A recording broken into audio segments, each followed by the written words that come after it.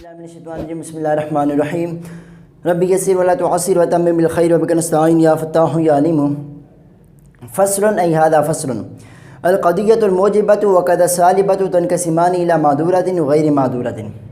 अब यहाँ से मुसन्निफ़ मौजबा की आगे दो किस्में बयान करेंगे और सालबा की आगे दो किस्में बयान करेंगे, लेकिन इनके बारे में पढ़ने से पहले हम जान लेते हैं कि कज़िया मौजबा किसे कहा जाता है और कज़िया सालबा किसे कहा जाता है। तो कज़िया मौजबा आपको पता है किसे कहते हैं कि जिसके अंदर एक चीज़ के लिए दूसरी चीज़ का इस्बात किया जाए उसे कज़िया मौजबा कहा जाता है, और कज़िया सालबा उसे कहते हैं कि जिसके अंदर एक चीज़ के लिए दूसरी चीज़ की नफ़ी की जाए उसे कज़िया सालबा कहा जाता है। कज़िया मौजबा किसे कहते हैं कि जिसके अंदर एक चीज़ के लिए दूसरी चीज़ का इस्बात किया जाए उसे कज़िया मौजबा कहा जाता है। मिसाल के तौर पर मैं कहूँ अल्लाह हय्यु जमादुन, अल्लाह हय्यु जमादुन। हय्युन का माना क्या था? जिंदा। अगर इसके पीछे मैं हर्फ नफ़ी जोड़ दूँ तो क्या हो जाएगा? ला हय्युन, यानी जो ज़िंदा ना हो, जो बेजान हो, जो मैयत हो, जो बेजान हो, उसे क्या कहा जाता है? बेजान को ला हय्यु कहा जाता है।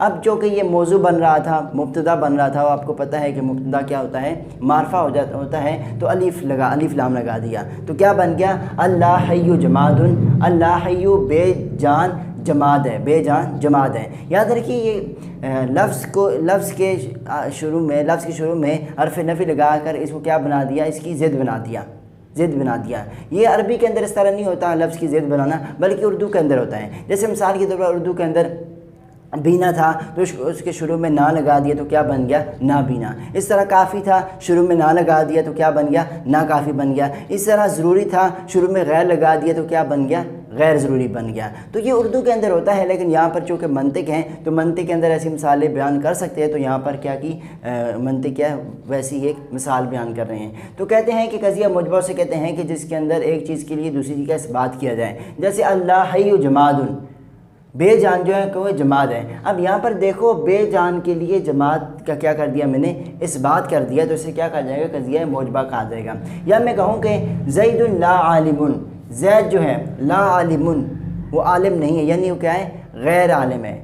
ज़ैदुन ला आलिमुन, ज़ैद गैर आलिम है, ज़ैद गैर आलिम है। यहाँ पर कोई नफ़ी नहीं बयान हो रही, बल्कि मैं क्या कर रहा हूँ कि ज़ैद के लिए गैर आलिम होने का इस्बात कर रहा हूँ, ज़ैद के लिए गैर आलिम होने का इस्बात कर रहा हूँ। तो उसे क्या कहा जाएगा? कज़िया मौजबा कहा जाएगा, जिसके अंदर एक चीज़ के लिए दूसरी चीज़ का इस्बात किया जाता है। इस तरह मिसाल के तौर पर मैं कहूँ अल्लाह हय्यु ला आलिमुन, अल्लाह हय्यु बेजान, ला आलिमुन यानी गैर आलिम, अल्लाह हय्यु ला आलिमुन बेजान गैर आलिम है। तो यहाँ पर देखिए बेजान के लिए मैंने गैर आलिम होने का इस्बात कर दिया, तो उसे क्या कहा जाएगा? कज़िया मौजबा कहा जाएगा।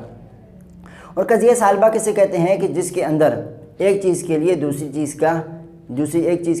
की नफ़ी की जाए तो उसे क्या कहा जाता है? कज़िया सालबा कहा जाता है। मिसाल के तौर पर मैं कहूँ अल्लाह हय्यु लैसा बिआलिमिन, अल्लाह हय्यु लैसा बिआलिमिन यानी बेजान जो है वो आलिम नहीं है। यहाँ पर लैसा बिआलिमिन है, ला आलिमुन नहीं है, बल्कि लैसा नफ़ी के लिए इस्तेमाल हुआ है। अल्लाह हय्यु बेजान लैसा बिआलिमिन, आलिम नहीं है। तो यहाँ पर देखिए मैंने बेजान के लिए आलिम होने की नफ़ी कर दी, बेजान की आलिम के लिए नफ़ी कर दी, तो उसे क्या कहा जाएगा? कज़िया सालबा कहा जाएगा।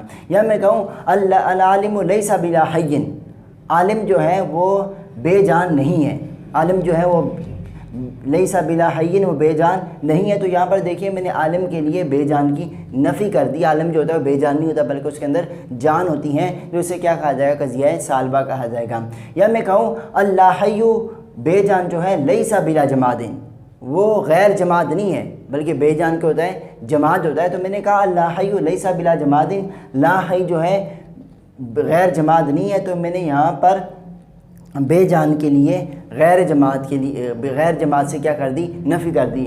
बेजान के लिए गैर जमात की नफ़ी कर दी, तो उसे क्या कहा जाएगा? कज़िया सालबा कहा जाएगा। तो कज़िया दो किस्म पर है, कज़िया मौजबा और कज़िया सालबा। कज़िया मौजबा किसे कहते हैं? जिसके अंदर एक चीज़ के लिए दूसरी चीज़ का इस्बात किया जाए और एक चीज़ के लिए दूसरी चीज़ की नफ़ी की जाए। तो एक चीज़ के लिए दूसरी चीज़ का इस्बात किया जाए तो उसे कज़िया मौजबा कहा जाएगा, और अगर एक चीज़ के लिए दूसरी चीज़ की नफ़ी की जाए तो उसे क्या कहा जाएगा? कज़िया सालबा कहा जाएगा। अब याद रखिए एक होता है कज़िया मादूला और एक होता है कज़िया गैर मादूला।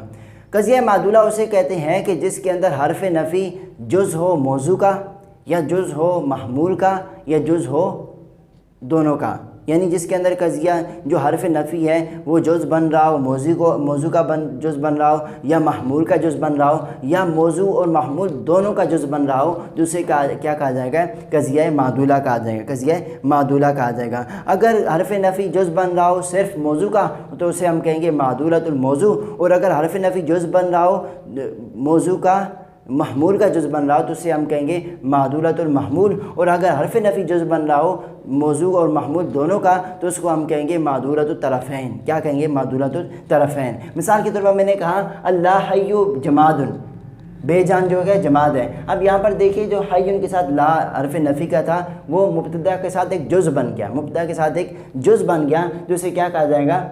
قضیہ معدولہ، معدولۃ المحمول، قضیہ موجبہ معدولۃ المحمول اسے کہا جائے گا، معدولۃ المحمول کہا جائے گا۔ یا دوسری مثال میں نے کہا زید لا عالم، زید غیر عالم ہے، تو یہاں پر دیکھیے محمول جو تھا، عالم جو تھا، اس کے ساتھ نفی کیا کر دیا ہم نے؟ اس کا ایک جز بنا دیا، تو اسے کیا کہا جائے گا؟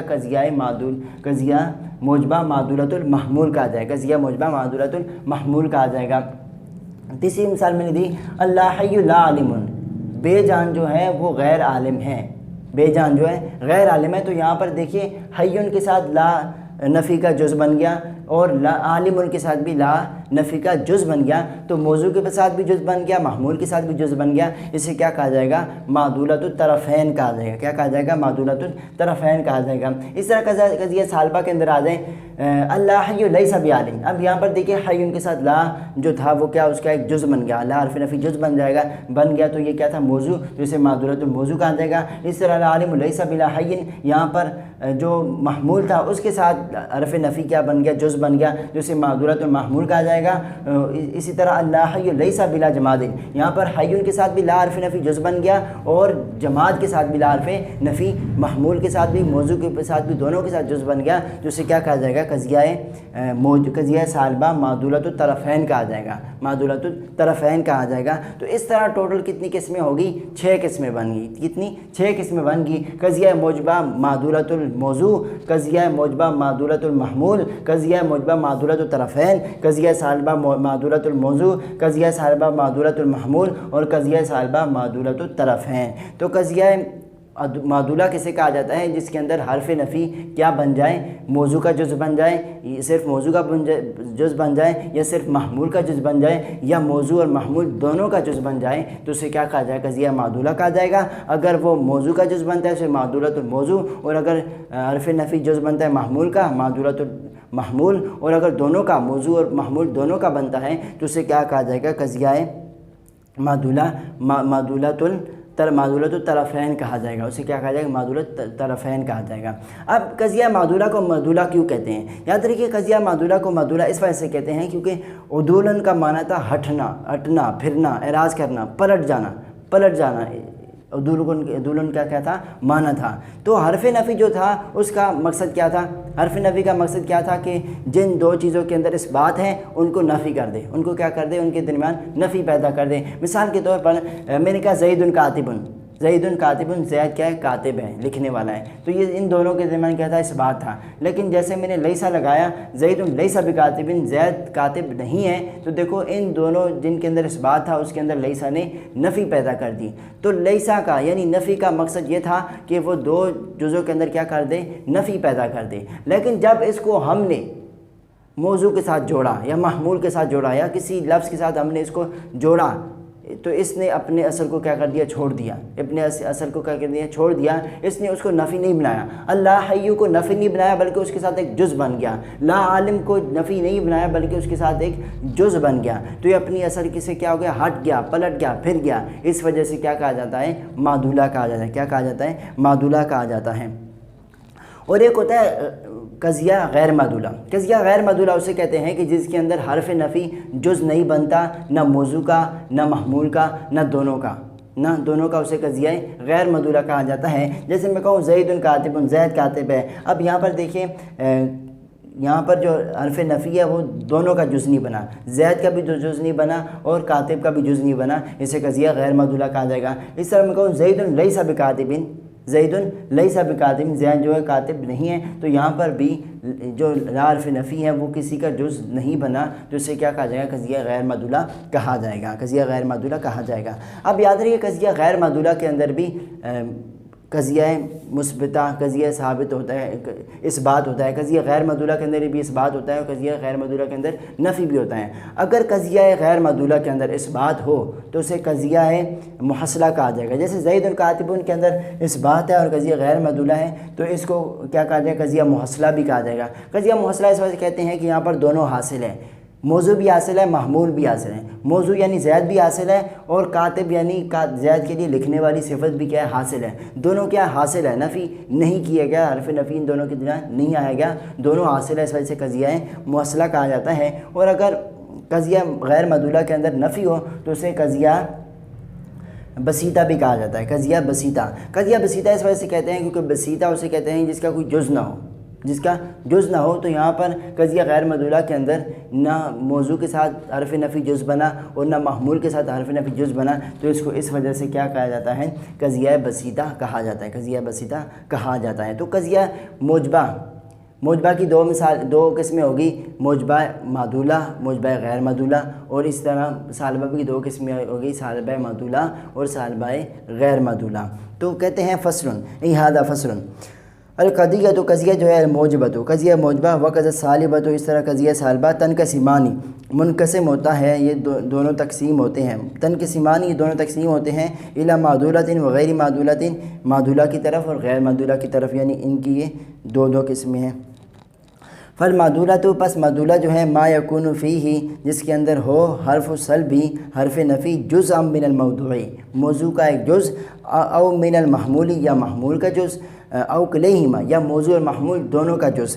مثال الاول، پہلی کی مثال یعنی جس کے اندر موضوع کا جز بنے گا، لا حرف نفی موضوع کا جز بنے گا، جیسے اللہ حی جماد، یہاں پر دیکھیں بے جان جو ہے جماد ہے، یہاں پر لا حی جو حی کے ساتھ جو موضوع تھا اس کا یہ لا کیا بنائے؟ جز بنائے، تو اسے قضیہ معدولۃ الموضوع کہا جائے گا۔ مثال ثانی، دوسری مثال زید لا عالم، زید غیر عالم ہے۔ اب یہاں پر دیکھیں محمول کا کیا بن گیا؟ لا نفی جز بن گیا، اسے کہا جائے قضیہ معدولۃ المحمول کہا جائے گا۔ مثال ثالثی، تیسری مثال اللہ حی لا عالم، اب یہاں پر دونوں کا حرف نفی جز بن گیا، اسے قضیہ معدولۃ الطرفین کہا جائے گا۔ اللہ حی لا عالم، بے جان جو غیر عالم ہے۔ ھذا فی الایجاب، یہ تو اس بات کے اندر تھا، یعنی قضیہ موجبہ کی مثالیں تھیں، وہ قضیہ موجبہ کی قسمیں تھیں۔ واما فی سلبی، اور جب کہ نفی کے اندر یعنی قضیہ سالبہ کے اندر، فمثال الاول، پہلی کی مثال یعنی جس کے اندر حرف نفی جز بنے گا موضوع کا، اللہ حی لیس بعالم، لا حی جو ہے وہ عالم نہیں ہے، بے جان جو ہیں وہ عالم نہیں ہے، تو یہاں پر موضوع کا کیا بن گیا؟ جز بن گیا۔ اور مثال ثانی، دوسری مثال العالم لیس بلا حی، عالم جو ہے وہ بے جان نہیں ہے، عالم بے جان نہیں ہے، تو یہاں پر دیکھو لا جو ہے وہ محمول کا جز بن گیا۔ اور مثال ثالث، تیسری مثال اللہ حی لیس بلا جماد، لا حی جو ہے بے جان جو ہے وہ غیر جماد نہیں ہے، تو یہاں پر جو لا ہے وہ موضوع کا بھی جز بن گیا اور محمول کا بھی ایک جز بن گیا، ان کے ساتھ جڑ گیا، تو اسے کیا کہا جائے گا؟ قضیہ سالبہ معدولۃ الطرفین کہا جائے گا۔ وغیر المعدولۃ، اور دوسری قسم بے خلافیہ، جو اس کے خلاف ہو، یعنی جس کے اندر حرف نفی جز نہ بنے، نہ موضوع کا، نہ محمول کا، یا نہ موضوع محمول دونوں کا ایک ساتھ جز بنے، تو اسے قضیہ غیر معدولہ کہا جائے گا۔ ویسمى غیر المعدولۃ، اور غیر معدولہ کو کہا جاتا ہے فی الموجبۃ، موجبہ کے اندر، یعنی جب وہ موجبہ ہوگا غیر معدولہ تو اسے کیا کہا جائے گا؟ بالمحصلۃ، اسے نام دیا جاتا ہے بالمحصلہ، یعنی قضیہ محصلہ کا، قضیہ غیر معدولہ محصلہ کا۔ اور پھر سالبۃ، اور سالبہ کے اندر بالبسیطۃ، قضیہ غیر معدولہ بسیطہ کا اسے نام دیا جاتا ہے، اسے کیا کر دیا؟ نام دیا جاتا ہے۔ تو آج ہم نے قضیہ موجبہ کی دو قسمیں پڑھی، معدولہ اور غیر معدولہ، اور قضیہ سالبہ کی کتنی قسمیں پڑھی؟ دو قسمیں پڑھی، قضیہ سالبہ معدولہ اور قضیہ سالبہ غیر معدولہ۔ السلام علیکم ورحمۃ اللہ وبرکاتہ۔